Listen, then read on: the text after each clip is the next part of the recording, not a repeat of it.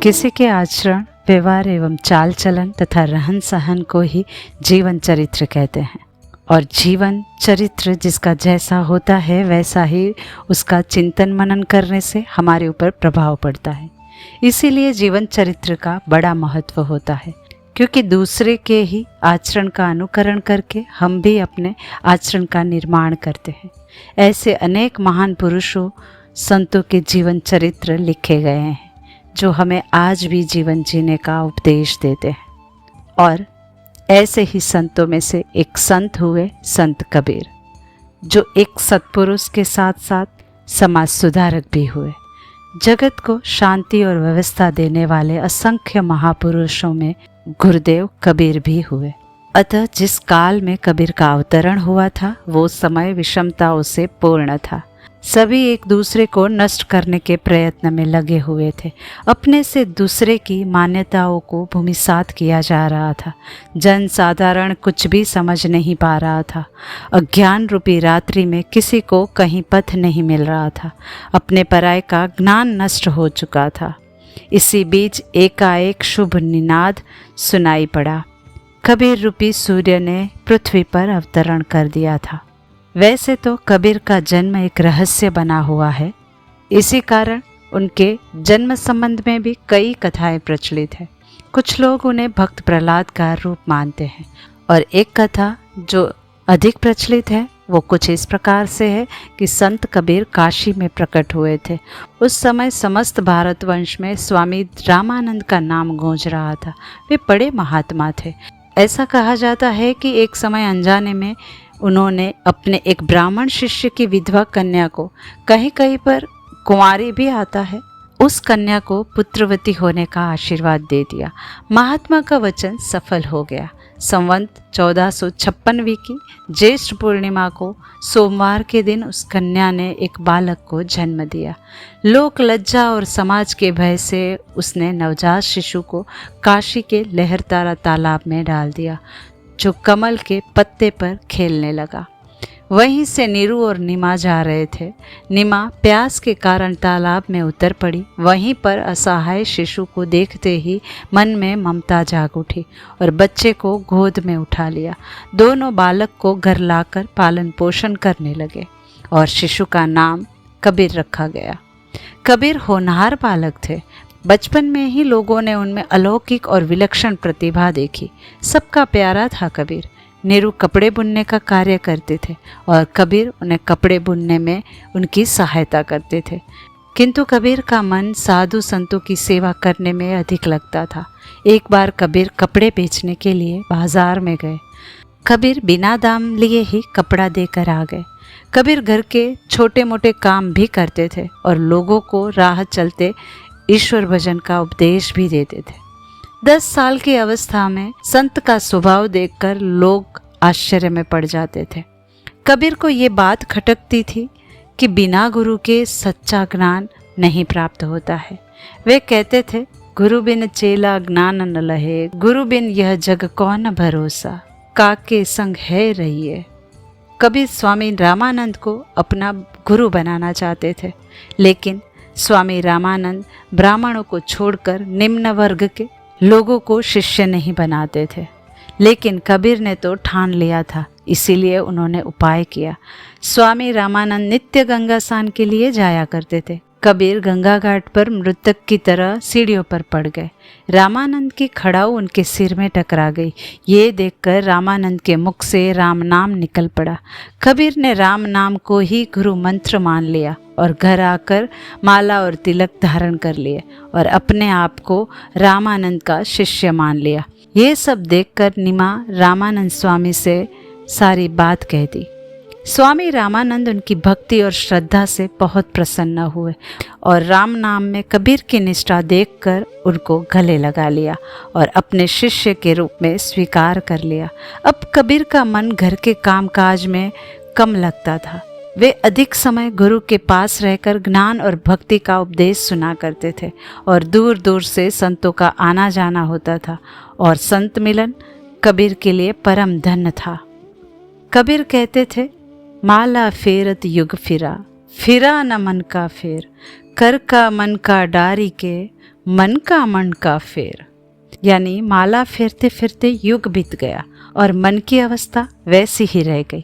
इसीलिए हाथ वाला मन का फेरने से बदले मन के मणके को फेरो, तभी तो आध्यात्म आएगा, क्योंकि आध्यात्म से ही भगवान को भजा जा सकता है। तो कबीर हमारे शास्त्रों के सार को ही बता रहे थे, क्योंकि जिसे हम धर्म कहते हैं वो तो मात्र शारीरिक है, लेकिन उससे भी परे आत्मा का धर्म है। और परम धर्म है भगवान से प्रेम करना, जो बिना कारण बिना स्वार्थ के ही हो। और सभी संत यही बात समझाते हैं कि पोथी पड़ी पड़ी जगमोहा, पंडित हुआ न कोई, ढाई अक्षर प्रेम के, पढ़े सो पंडित होए। तो इस प्रकार कबीर जी ने दोहे लिखे, पद काव्य भी लिखे। और उस समय आध्यात्म धर्म की भाषा या तो संस्कृत मानी जाती थी अथवा तो फारसी और कहीं पर अरबी। तो कबीर जी ने हिंदी भाषा का उपयोग किया। उसमें भी पंजाबी, भोजपुरी, अवधी के शब्द भी होते थे। यही कारण से साधारण जन में भी आसानी से समझ आ रही थी।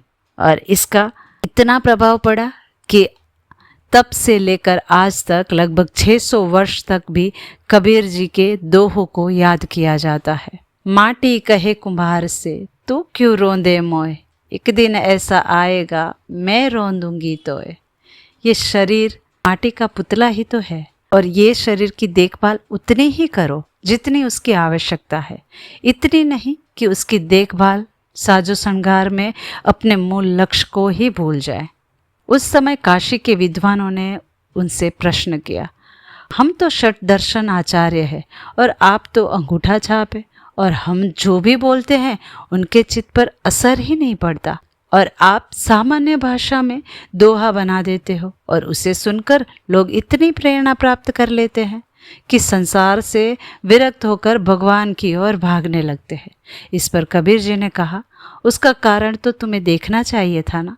तुम तो जो पढ़ा है वो सुना देते हो, और मैं तो निज आंखों देखी, जो मैंने अनुभव किया है, जिसे आत्मसात किया है, वो सुना रहा हूँ। इसीलिए लोगों के भी समझ में आ जाता है। चलती चक्की देख के दिया कबीरा रोए, दो पाटन के बीच में साबुत बचाना कोई। संसार एक चक्की की भांति है, जिसमें आकाश और पृथ्वी दो पाटन के बीच में सबकी मृत्यु आने निश्चित है। इसीलिए प्रभु भक्ति करे।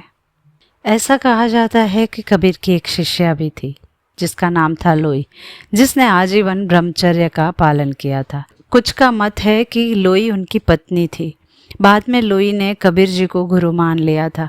उनकी 2 संतानें भी थी, कमाल और कमाली, जो उन्हें प्राप्त हुए थे। कहते हैं कबीर और लोई का जीवन सादगीपूर्ण था। कबीर की मनोवृत्ति पूर्ण सात्विक थी। कबीर का कहना था, बुरा जो देखन में चला, बुरा न मिलिया कोई, जो दिल खोजा अपना, मुझसे बुरा न कोई। दूसरों में दोष मत देखो, स्वयं के दोष देखो। दूसरों में दोष देखने का अर्थ है हमारा अपवित्र मन है। ऐसे ही संत कबीर की कीर्ति चारों ओर फैलने लगी और ये बात पहुंची सिकंदर लोदी के दरबार में। बादशाह जलन रोग से पीड़ित थे। किसी ने उन्हें बताया कि संत कबीर के दर्शन से रोग चला जाएगा। वे काशी में आकर कबीर जी से मिले। कहते हैं उनसे मिलते ही उनके शरीर में शीतलता की लहर दौड़ गई, रोग चला गया। इस तरह कबीर की प्रसिद्धि सब और फैलने लगी। कबीर ने लोगों का ध्यान सामाजिक कुरीतियों और दोषों की ओर खींचा। कबीर कहते थे, बड़ा भया तो क्या भया, जैसे पेड़ खजूर, पंथी को छाया नहीं, फल लागे अति दूर। हम हमारे कर्मों से, ज्ञान से बड़े बनते हैं, लेकिन अगर वो ज्ञान दूसरों के काम ना आए, किसी काम का नहीं है। एक प्रसंग ये भी आता है कि कुछ ब्राह्मण लोग गंगा स्नान कर रहे थे। कबीर जी भी वहाँ पर गए और उन्होंने एक लोटा जल भरकर ब्राह्मण को दे दिया। ब्राह्मण ने गुस्से में कहा कि तुम्हारे लोटे से हम गंगा जल लेके स्नान करेंगे। कबीर जी ने कहा, अगर गंगा जी मेरे लोटे को शुद्ध नहीं कर सकती तो मैं ये कैसे आशा करूं कि मुझे शुद्ध करेगी, मेरे पापों को धोएगी। जब गंगा जी में इतना सामर्थ्य नहीं है कि एक लोटे को शुद्ध कर दे, तो मुझे कहाँ शुद्ध करेगी फिर। तो इसी प्रकार से वो मौलवी की बात भी काटते थे और पंडितों की भी बात काटते थे। एक बार एक काजी पहुंचा उनसे मिलने के लिए, और ये बात कबीर जी पहले से ही जान गए थे। तो उन्होंने घर के बाहर सूअर को बांध दिया।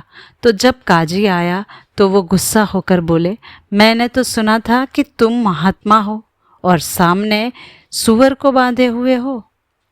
कबीर जी ने कहा, मैंने तो घर के बाहर बांधा है, पर तुमने तो अपने हृदय में सूअर को बांधा हुआ है, क्योंकि तुमने मुझे देखा तो तुम्हारा मन क्रोध से भर गया और वो क्रोध तुम्हारे चेहरे पर दिख गया। तो जो नफरत के विचार जो तुम लाए वो तो इस सूअर से भी अधिक अपवित्र है।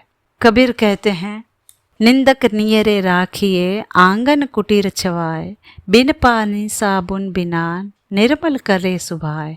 जब कोई निंदा करता है तो हम अशांत हो जाते हैं। तो कबीर जी इस पर कहते हैं कि वो तो तुम्हारा सहयोगी है जो तुम्हारा विरोध करता है, उन्हें सम्मानपूर्वक रखो, जिससे आपका अंतकरण शुद्ध हो जाएगा और मन भी अशांत नहीं होगा। इसी तरह लोग कबीर के विरुद्ध होते गए और कबीर को बदनाम करते गए। उन पर मिथ्या आरोप लगाया गया कि कबीर वेश्याओं के साथ लेकर घूमते रहते हैं। ये बात सिकंदर लोधी के पास पहुंचाई गई। अब सिकंदर लोधी को प्रजा की बात माननी पड़ी और कबीर को बुलाया गया। वहां पर कबीर ने बादशाह का अभिवादन ना करके उनका सिर केवल ईश्वर के सामने ही झुकता है, ऐसा कहा। इस बात पर बादशाह ने हथकड़ी पहनाकर नदी में डालने का आदेश दिया, पर उनका बाल भी बांका ना हुआ और हथकड़ियां खुल गई। कबीर ने कहा है, गंगा गुसाइन गहीर गंभीर, जंजीर बांधी कर खरे कबीर। गंगा की लहर मेरी टूटी जंजीर, मृगशाला पर बैठा कबीर। ऐसी और घटनाओं का वर्णन मिलता है। एक बार एक मृत बालक को कबीर ने जीवित कर दिया, जिसका नाम कमाल रखा, जिसका पालन पोषण कबीर ने किया और आगे जाके यही कमाल कबीर के शिष्य बने। ऐसे ही एक बार सर्वजीत माता के कहने पर बहुत सी किताबें लेकर गए कबीर से शास्त्रार्थ करने। बोले, मुझसे शास्त्रार्थ करो। कबीर जी बोले, मैंने तो आज तक कोई किताब ही नहीं पढ़ी है, तो मैं क्या तुमसे शास्त्रार्थ करूंगा, मैं तो अपनी हार को स्वीकार करता हूँ। सर्वजीत ने कहा, तो फिर इसे लिख कर दे दो। तो कबीर ने कहा, तुम्हें जो लिखना है लिख दो, मैं हस्ताक्षर कर दूंगा। सर्वजीत ने ऐसा ही किया और लिखा। सर्वजीत ने कबीर को परास्त कर दिया। इस पर कबीर ने हस्ताक्षर कर दिए। सर्वजीत उसको लेकर पहुंचा माता के पास और माता को गर्व से कहा, मैंने तो कबीर को हरा दिया, ये देखो। तो माँ ने पढ़ा तो वहाँ लिखा हुआ था, कबीर ने सर्वजीत को परास्त कर दिया। तो सर्वजीत को लगा ये तो गलत हो गया मुझसे। तो वो वापस गए कबीर जी के पास, फिर से हस्ताक्षर लेकर आ गए। फिर भी उस पर वही लिखा था कि कबीर ने सर्वजीत को परास्त कर दिया। अब माता जान गई थी। माता ने कहा, कबीर से कुछ शिक्षा लो। वो दैन्य भाव से हस्ताक्षर कर देता है, उसे तो फर्क ही नहीं पड़ता है, अपनी हार भी मानने को तैयार है, और तुम अपने अहम भाव को बढ़ाने में लगे हुए हो।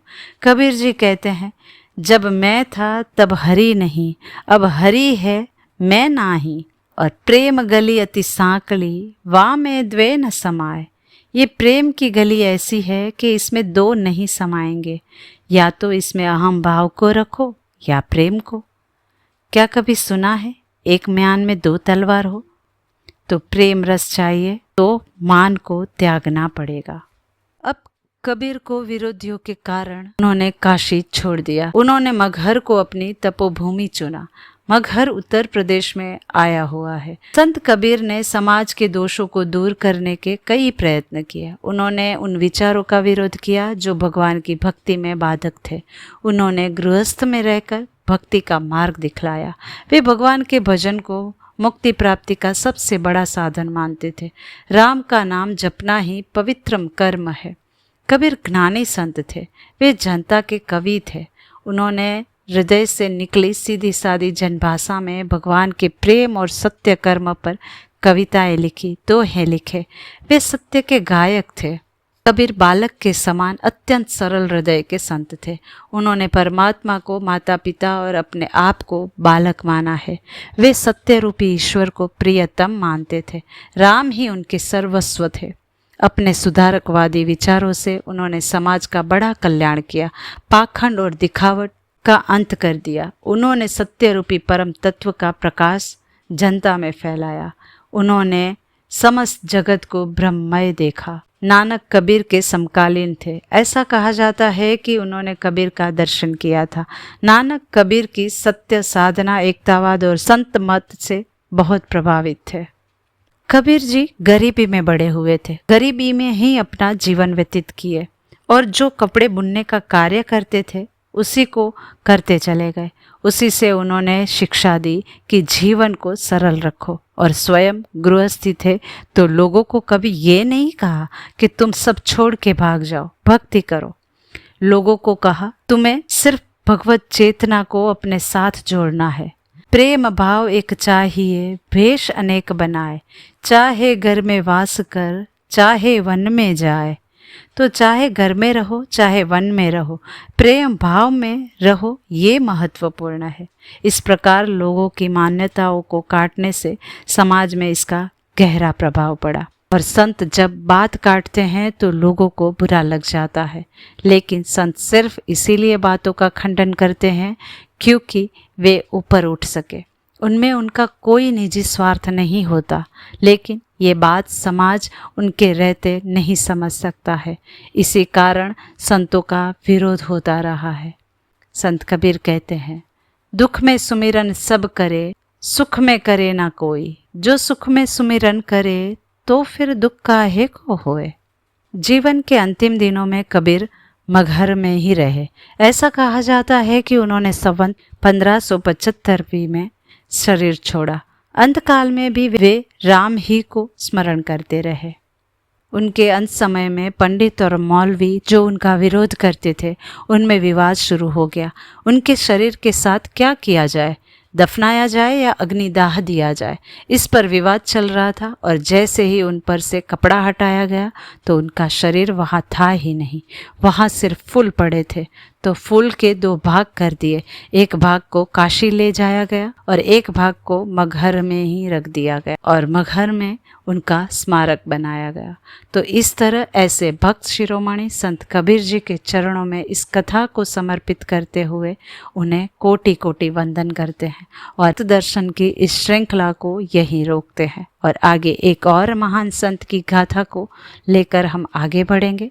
अगर हमारे भक्त दर्शन की इस यात्रा में आप भी जुड़ना चाहते हैं तो लिंक डिस्क्रिप्शन में दी गई है। जल्दी से हमारे साथ जुड़िए और अपना योगदान दीजिए ताकि हम सनातन वैदिक परंपरा को जन जन तक पहुंचा सके। धन्यवाद। शुभम भवतु।